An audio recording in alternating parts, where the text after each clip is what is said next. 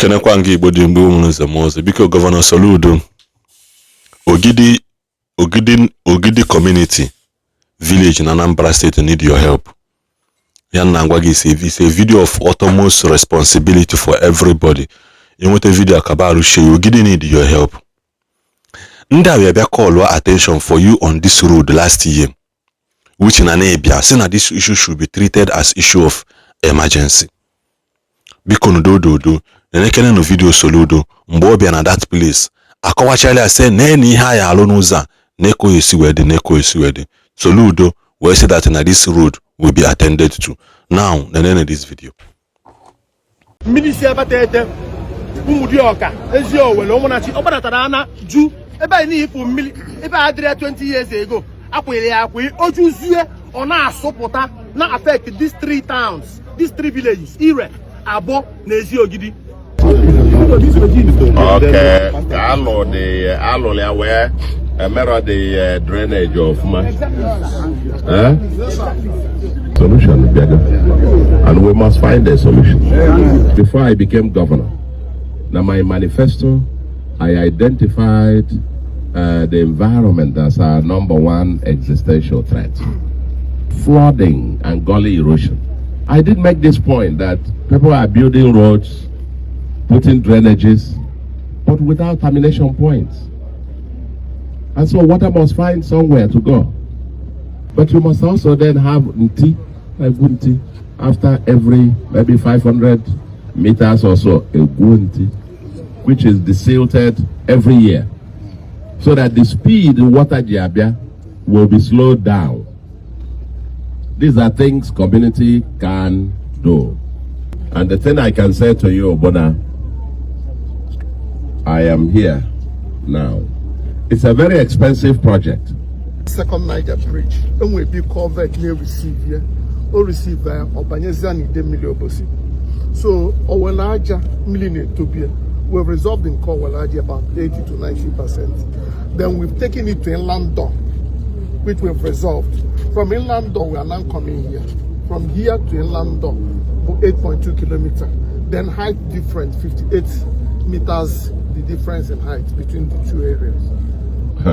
8-point-something kilometers of drainage and height, ordinary gutter.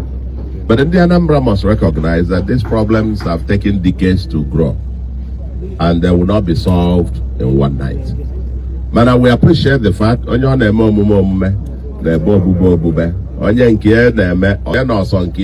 problem. As a community, you must also take it as a state of emergency.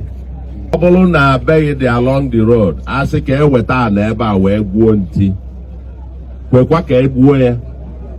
because the force of water, what if the more forceful than water? To say my commiserations to my Shaka, my commiserations to you, and through you to all those who have been affected by this.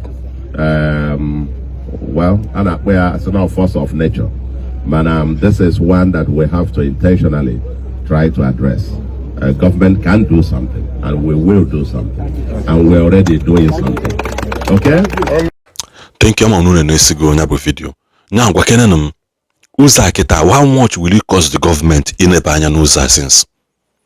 Oboro ni he maybe uliberon the mother, or na damn here imuguberon mother. The government will not do anything about it. Soludo, maybe a visit here, does it mean a normal one in a lake Uzana one halolia? And Ogidi as a community, Kedu their local government chairman, who is the local government chairman representing Ogidi? Kedi Hegina Governor Kali, Kedi case we Muzan, but Governor Bachaleba, what is the next project that is pertaining to this road? Because I believe now with some of those signboards that play show that this road has been awarded the Kaloya. Koije Wema you Governor Moneke. Simon Lokwan Kebezo attend there to this road to give the people needs ayon emergency habukwa, emergency with capital letter.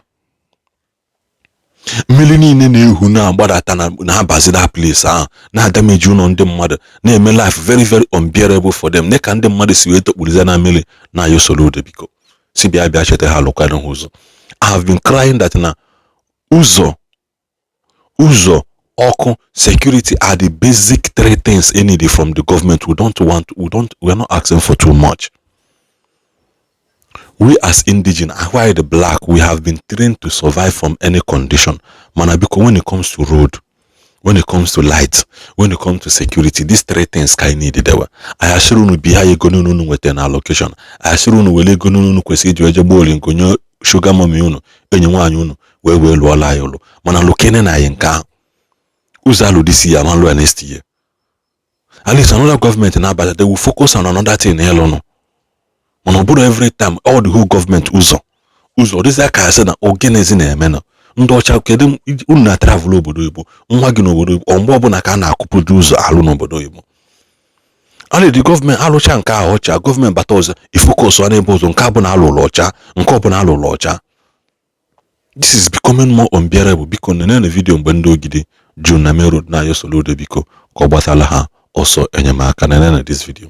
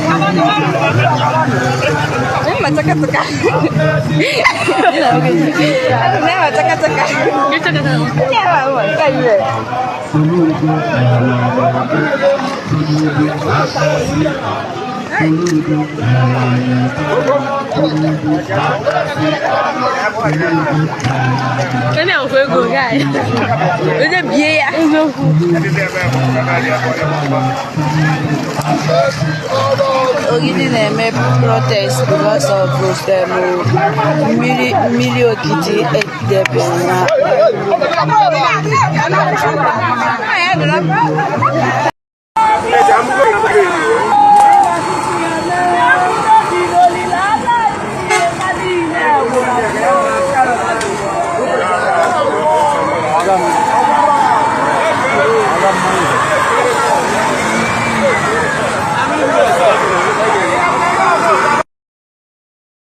this thing had Roma.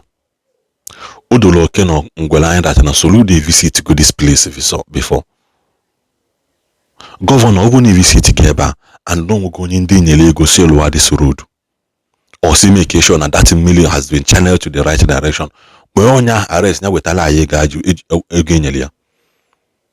Manombol kwan mebe Governor Soludo Olwa to egu come and attend to this road because no uzan wana kwab on hebo. Uzan na meze kwarapo Uzan wana adazi kwarapo nketa nke eche. That is what this uzo na adalo for now. Do kam na hayo. Obolo na in charge of this uzo Ogidi anwa or nebu local government enyele gi ego. Wepụta ego ahụ because now ndị mmadụ julu n'ụzọ anayo because it's becoming unbearable. Even when I keep saying this, almost ihe ọzọ na amụta n'obodo Igbo nwanunu na-eje in order to make life and properties better for our people. Enwere ihe ọzọ na amụta n'obodo Igbo na-eje. Onu jezi obodo Igbo onye ọbụla atụfu brain ya n'akụkụ. Because ụfọdụ pụta ya after all n'ọbụrụ obodo ihe ọbụla metụtala onye ọbụla bụ onye Igbo metụta gị asọ onye Igbo. Ihe ọbụla bụ onye Igbo, ihe ọbụla metụtara onye Igbo metụta gị asọ onye Igbo. Ọsụkwa gị ya bụrụ na gị na onye ahụ esiri ofu nne na ofu nna, ya bụrụ na abụrụ onye ahụ esiri from your village, in as much as that person na-atụ na-asụ Igbo, ya bụ ihe metụta gị. Ka ada gozo na nwaanyị aghụghọ. Ịmasị m na Ogidi enweghị representative na House of Rep. Imagine na ha enweghị representative na Senate. Imagine na nwere onye ha nwere that speak for them from the government direct to the masses. If people are making this thing, what is that guy saying nwere ihe ọzọ government na citizens on anụ ọgụ? Please Soludo, Ogidi needs emergency attention. Biko, God